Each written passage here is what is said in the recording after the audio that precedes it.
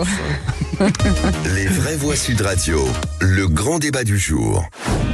Parmi tous les livres que vous avez lus dans votre vie, lequel vous a le plus marqué jusqu'à présent ? Mais je connais pas tellement l'histoire que cela. Plus marqué, sans doute Zadig et Voltaire. Je sais pas qui est Pétain, quoi. J'ai entendu parler de lui, mais c'est un raciste, quoi. C'est une leçon de vie et je m'y replonge d'ailleurs assez souvent. Non, moi je crois qu'il faut que vous arrêtiez d'essayer de dire des trucs. Combien coûte un pain au chocolat ? Écoutez, ça dépend des tailles. Je pense que ça doit être aux alentours de 10 ou 15 centimes d'euros, peut-être. Oh là, non, il faut plus que vous parliez avec des gens. Sébastien Delogu et ses collaborateurs assurent qu'il était ironique en affirmant sur Sud Radio hier qu'il ne savait pas qui était Maréchal Pétain. Ironie ou pas, ça a été largement compris au premier degré. Depuis, beaucoup déplorent une chute du niveau de culture des politiques.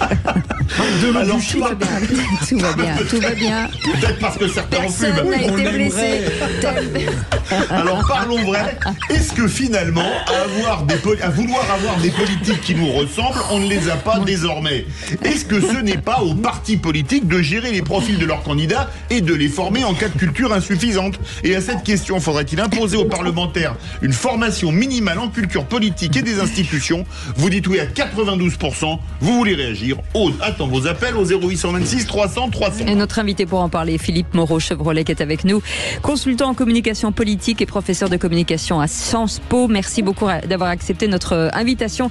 Philippe Bilger, alors ils essayent la France insoumise de revenir et de trouver un argument de cette séquence. On y croit à peine, mais la vraie question, c'est est-ce qu'il faut à un moment donné une formation à toutes ces personnes qui ont le droit de rentrer à l'Assemblée nationale, mais avoir un bagage ? Vous avez raison, Cécile. C'est une question assez intéressante. Je veux dire, elle n'est pas dérisoire. Sébastien Delogu, à mon avis, a été victime, au moins au début, d'un mépris de classe. On s'est moqué de sa manière de lire, de savoir compter. Il n'a pas de culture, il n'a pas fait exprès de ne pas savoir qui était Pétain. Et c'est finalement un grave problème. Je serais assez partisan que les partis, si j'ose dire, d'une certaine manière, sélectionnent bien mieux les candidats qu'ils ne le font à l'heure actuelle.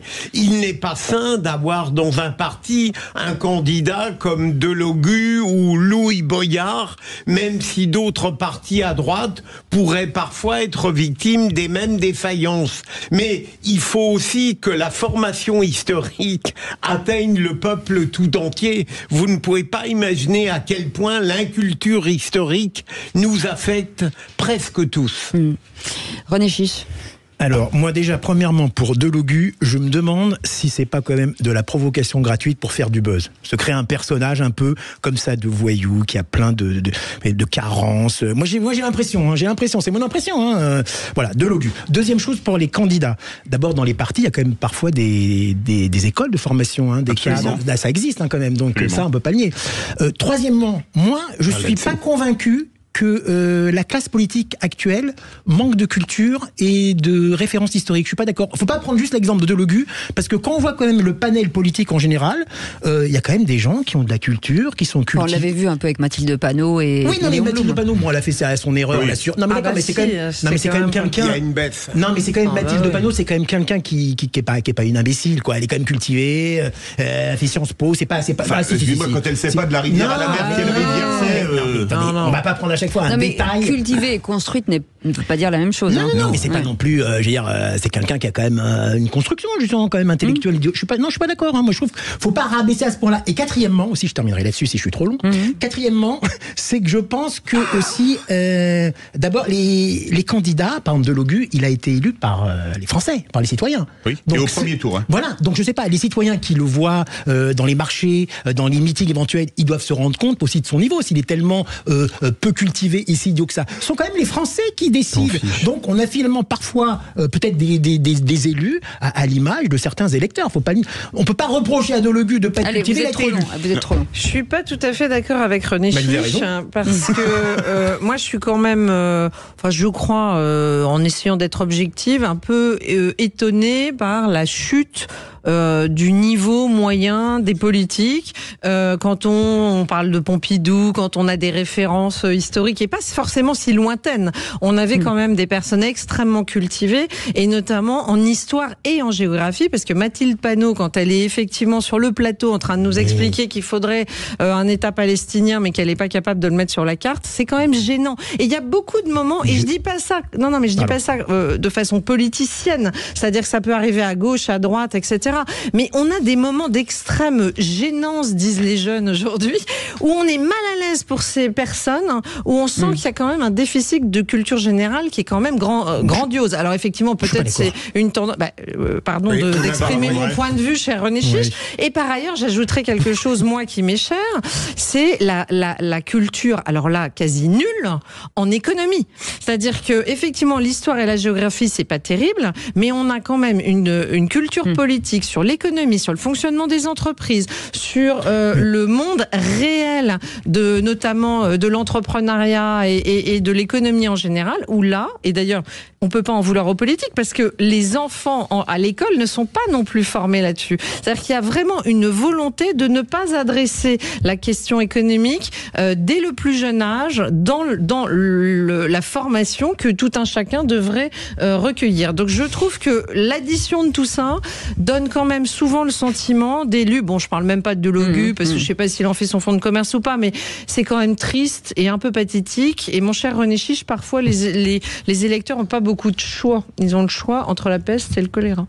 Philippe Moreau-Chevrolet, vous êtes consultant en communication politique et professeur de communication à Sciences Po. On a quand même changé de monde en 50 ans, entre Georges Pompidou qui écrivait une anthologie de la poésie française et aujourd'hui quelqu'un qui a priori fait semblant de ne pas connaître le maréchal Pétain, et avec entre-temps par exemple Casse-toi pauvre con, que n'aurait dit aucun autre chef d'État avant lui, avant Sarkozy par exemple. Mais l'ignorance, ça peut être un style de communication. Par exemple, George Bush aux États-Unis surjouait un petit peu le bêta, le bébête. Jacques Chirac, par exemple, cachait au grand public largement le fait qu'il était extrêmement cultivé. Il avait des connaissances encyclopédiques en matière artistique notamment. C'est un peu un jeu pour se créer un personnage populaire. Je pense que Delogu, je suis d'accord avec vous, il est sur ce jeu-là.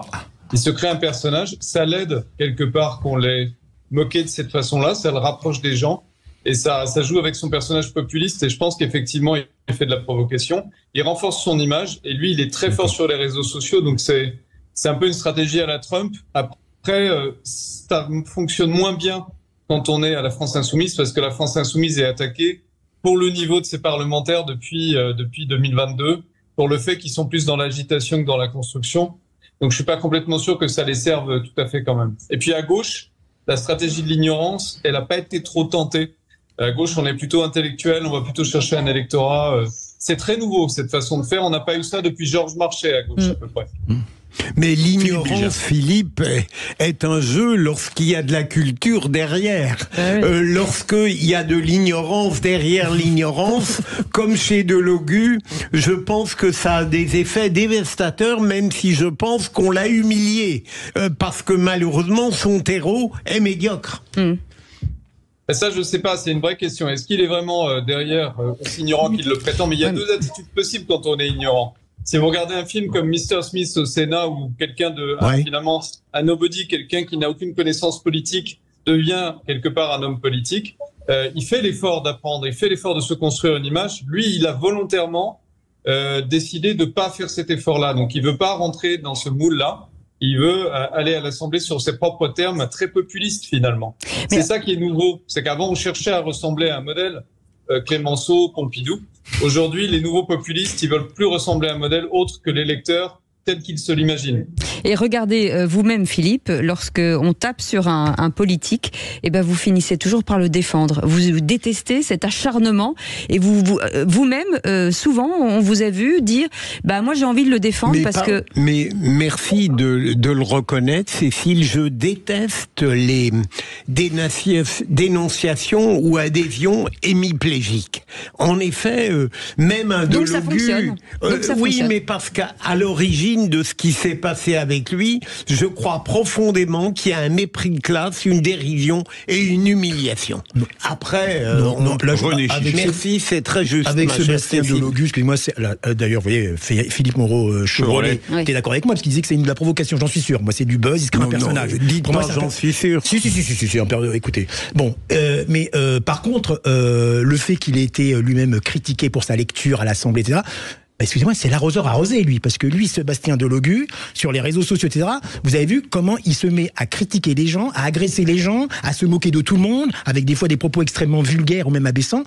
Donc je trouve c'est finalement l'arroseur arrosé. Par contre, si tout le monde fait ça, on ne s'arrête jamais. Non, mais excusez-moi, d'abord les critiques sur lui ont été, un petit peu moqueuse, ironique, mais c'est pas non plus une affaire d'État ce qu'il a reçu comme insulte. Par contre, je vais poser une question à Philippe Moreau-Chevrolet. Est-ce que vous pensez, moi je ne pense pas ça, est-ce que vous pensez, vous, que la classe politique actuelle a un très bas niveau, à la fois culturel, historique? Moi je crois pas. Non, je pense pas du tout. Si vous prenez quelqu'un comme Mélenchon, par exemple. Oui. Jean-Luc Mélenchon. Mélenchon, c'est un. Non, excusez-moi, Philippe. Je vous parle pas de Mélenchon, mais par exemple, moi, je pensais même à une nouvelle génération qui est très. Les nouvelles générations. Non, mais regardez. Laissez-le parler. Vous prenez Emmanuel Bompard d'LFI, c'est pas un imbécile. Pardon. Par définition, ils ont une culture différente. Mais c'est pas. C'est une culture différente. Pour moi, c'est pas des gens plus incultes qu'avant. C'est juste que leur culture est différente. Par exemple, Louis Boyard. Il va sur TPMP parce que pour lui c'est naturel d'aller sur TPMP. Je sais même pas s'il calcule beaucoup le fait de savoir pourquoi il y va. C'est un environnement qui paraît naturel. Et il a même été payé par Cyril Hanouna. Voilà, c'est une culture différente. Ils arrivent avec un bagage différent. Ils n'ont pas eu des lettres classiques forcément. Ils n'ont pas étudié forcément le latin et le grec. Ils n'ont pas la vision de mais ça veut pas dire qu'ils n'ont pas de culture. Ça veut dire qu'ils ont une culture différente. Et le choc des générations qu'on voit. Il n'y a pas de meilleur exemple que Michel Barnier, par exemple. Michel Barnier, c'est quand Gabriel Attal et lui sont dans une passation, on a des univers tellement différents que on voit bien la nuance. Oui, mais il y a un socle culturel de base. Là, pour le coup, c'est pas le choc culturel que l'on voit. C'est plutôt des. C'est un socle culturel de base entre Gabriel Attal et Michel Barnier. Moi, je voudrais quand même m'inscrire en faux sur. Je trouve Philippe Bilger très indulgent sur le fait qu'il y a eu un mépris de classe et ainsi de suite. Je ne suis pas tout à fait d'accord avec ça parce que rappelez-vous la polémique. Alors, c'est sûr qu'un clou chasse l'autre. Il y avait une polémique incroyable pour Madame Fleur Pellerin quand elle était ministre de la Culture parce qu'elle n'avait pas lu le Goncourt. Je crois que c'était le Goncourt à l'époque. Enfin, je me rappelle plus. En tout cas, un livre qui venait. Alors. Je sais plus, soit un classique, soit le livre qui venait d'être primé, et qu'elle ne l'avait pas lu, et qu'elle avait eu l'honnêteté d'ailleurs de le dire, et du coup ça avait été une déferlante de critiques, et pour autant Fleur Pellerin, elle ne pouvait pas la mettre dans la catégorie de la France insoumise des incultes d'extrême gauche. Donc je pense qu'en fait, globalement, les gens sont assez critiques quand il s'agit de leurs hommes et de leurs femmes politiques et de se rendre compte qu'il y a des défaillances. On veut des personnes un peu plus cultivées, peut-être que la moyenne des Français. Et pardon, mais à la France insoumise aujourd'hui, moi j'ai l'impression d'avoir des gens moins cultivés que la moyenne des Français. C'est peut-être une impression, c'est peut-être un peu exagéré. Non, je suis pas d'accord. C'est peut-être. Je parle pas de Mélenchon, qui est un immense orateur et très cultivé. Mais sur les jeunes, pardon, Madame Kéké, Monsieur Boyard. Et autres fichiers 0826 300 300 avec Ben qui est avec nous. Bonsoir Ben. Oui, bonsoir. Alors, est-ce que pour vous, la classe politique est moins cultivée aujourd'hui qu'elle ne l'était auparavant ? Je dirais non. Je dirais c'est quasi la même. Sauf que moi, ce qui m'a plu chez Monsieur Delogu, même si j'adhère pas du tout à son parti, c'est sa spontanéité sur ce moment-là. Et il manque, je trouve, des personnes politiques issues du peuple qui ont des fragilités, effectivement, des failles dans les connaissances. Et pour moi, c'est tout à fait normal. On peut pas avoir que des personnes, des savants comme homme politique. Alors, une formation minimum, effectivement, j'y adhère, puisqu'il y a quand même des bagages minimums pour pouvoir être aux commandes de la politique.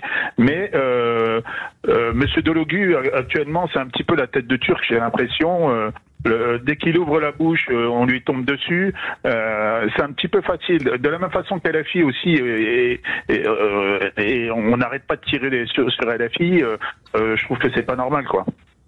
Oui. Philippe Moreau-Chevrolet. Alors oui, on tape beaucoup sur LFI, on le fait depuis 2022, mais c'est parce que LFI a choisi une stratégie aussi d'agitation permanente. Ils existent au Parlement en étant dans l'agitation. Ils n'ont pas fait la stratégie du RN qui consiste à co-construire, à essayer d'avoir des élus, par exemple, dans l'administration de l'Assemblée nationale en faisant des alliances avec le parti présidentiel. Alors c'est inimaginable, mais le RN l'a fait. Et ils n'ont pas cultivé une image de sérieux, ce qui fait qu'aujourd'hui, ils le payent, puisqu'on estime qu'ils font un petit peu n'importe quoi. Et ça tombe sur Delogu parce que, quelque part, il vient conforter cette image-là. C'est comme si, au fond, on estimait que les députés LFI n'étaient pas légitimes pour être au Parlement, parce que pas au niveau, parce que pas sérieux, parce que pas calme, parce que pas capable de construire. Et ça, ils le payent parce qu'ils sont responsables aussi de cette stratégie. Ils se sont enfermés tout seuls dans un piège. C'est un piège qui peut les aider à gagner des voix. Et le but de Mélenchon, c'est que sa formation aille au second tour de l'élection présidentielle. Ils veulent utiliser toutes les armes du populisme pour ça. Mais ça les limite aussi en termes d'image. Et ils vont se faire taper dessus très souvent, beaucoup plus que les autres. Ouais. C'est ce qu'on appelle de l'instrumentalisation quand même, un peu, si je vous écoute. C'est de la victimisation. Là. Ouais. Chez les populistes, il y a toujours ce registre-là, d'aller trop loin, de se faire taper dessus, et après de dire, regardez, je suis attaqué, je suis une victime. C'est toujours comme ça qu'il fonctionne. Mais instrumentaliser son propre camp, c'est un peu dur. Merci beaucoup en tout cas Philippe Moreau-Chevrolet d'avoir été avec nous, consultant en communication politique et professeur de communication à Sciences Po. Et on garde Ben avec nous de Nancy pour aller juste après la pub au Qui c'est qui l'a dit. Là on va voir le niveau de culture générale d'ailleurs. Ça je peux dire que... Et on va pas vous rater. Hein. Et j'espère que je vais pas bafouiller en lisant. Allez, à tout de suite. Sud Radio. Sud Radio. Parlons vrai. Parlons vrai. Sud Radio. Parlons vrai.